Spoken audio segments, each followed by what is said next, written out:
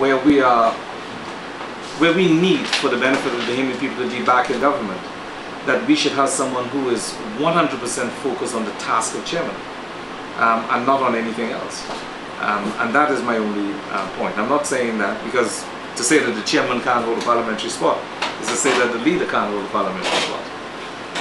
But for now, we need to have all of our focus on the nuts and bolts. And see, the chairman is the person that holds the apparatus of the party together. He is the person that has to make it happen. The leader articulates the vision of the party, the chairman makes it happen. And so if I am to be on the ground trying to make something happen for the party generally, then it will be a conflict because I may be needed in my local constituency. And there may be certain things that require me to stay in my local constituency for weeks on end.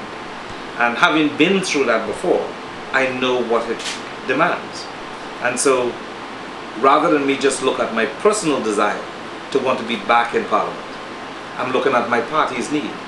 And when I look at what I think I have to offer, I think the best thing that I have to offer is more national in terms of across the spectrum than just simply trying to regain the seat. If I do my job properly as chairman, then whoever takes the seat of Mount Moriah will win it, no matter what. How do you plan to unite the party? I mean, there seems to be some disruptions with the local branches and that is, I can tell you that all of what the press has been saying in those regards is not true. We are going into convention, and the PLP has had sometimes very, very strong conventions where people are opposed on views. Sometimes the views never come to the public domain. We battle internally and then we come out united. We have had an occasion, as we know, as a matter of history, when it did not happen like that. But I can tell you now that the PLP is as united as it always was. And you do have strong campaigning going on for various positions in the party at this particular point in time. But I do not envisage, nor do I see, nor is there any kind of division in the PLP at this point in time. Are you in support of Mr. Christie? I will be in support of whomever ends up being the leader. And any other post, if it is that I serve as chairman. If I was not running for the position of chairman, I may give you my view on who I think will serve, but it would be highly inappropriate for me as a person vying for the position as chairman to indicate whom I would support one way or the other. But we have very good candidates who are vying for all of the positions from what I've seen. They are all very capable individuals. But it's not just a matter of who's capable, it's a matter of who is the best person to serve at this time when we need to get the government back. I guess this is obvious, but how do you view your chances of going up against, I guess, Conor Martin and Robert has indicated that he might put his heart into the race? But you know, I think I addressed the issue on what my chances and so on are. Fortunately for me, I'm not new to the party. I'm not unknown to delegates. I feel I have something that is definitely peculiar only to me, that none of the other candidates would have. And I think that the delegates in the party at large know what those attributes are. I suspect that I will win handily, but as I've indicated, that if it is that I do not, that would not change my involvement to ensure that what I think is the right thing for the party finds its way. But I feel that I have more than an average chance of being successful. This might be an obvious question, but how are you involved in the party at this point? When you say how am I involved with the party, you mean am I an officer of it? Yes. No, I'm not an officer. I'm a former member of parliament. I have a right to the National General Council of the party, which is the highest body of the party when we are not in convention. I served as a vice chairman of the PLP leading up to the 2002 elections for about 2 years.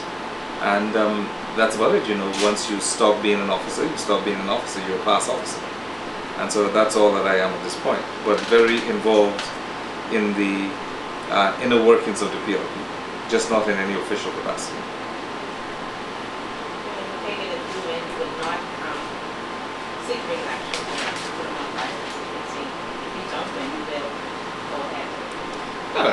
I don't think we need to go into all of that speculation, but I'm simply saying that definitely going into the convention, if I'm successful, I will not offer. Of course, you know, the party could very well say we need you, and you know, you can't just thumb your nose at the party. But for me, the task between now, which is about 2.5 years outside of the next election, if we go to full distance, 2.5 years outside of the next election, this is the time when most candidates would really need to be on the ground and start to work. And so in order for me to do what I need to do, and I am called to go into Bogey Lutheran, I can't be concerned that no, I can't leave now because I have something going on in Lightbourne Street in Yellow Elbow. And those are some of the peculiarities of serving as chairman, especially when you're in opposition. The chairman is a full-time task and job, save from whatever other personal things that you have to do. You mentioned your tributes. Do you care to expand on what they are? Well, I mean, I mentioned some of them. Yeah. I don't know which other ones you would want me to mention. Over Gladys and Mark. Well, I can, let me just say this. I can just tell you what I consider to be strong points that I have and that I've always had. I'm not normally lost for words. I think I can simplify and I can articulate a certain view where it might not be as easy for many others to do.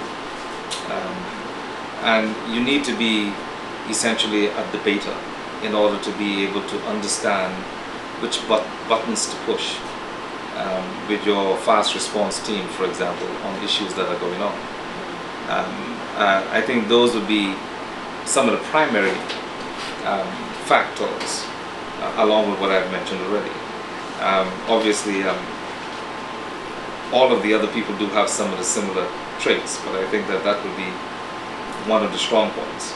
And to have the bullish approach, the aggressive approach, perhaps is the correct word, to issues, and not shying away from them. And so those would be some of the things that I would use as a part of my toolkit to find the strategies to implement.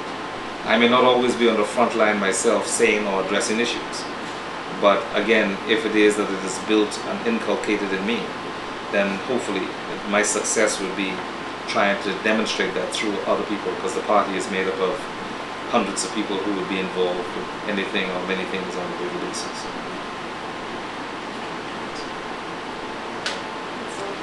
Okay? So thank you. I don't know if there's any other questions.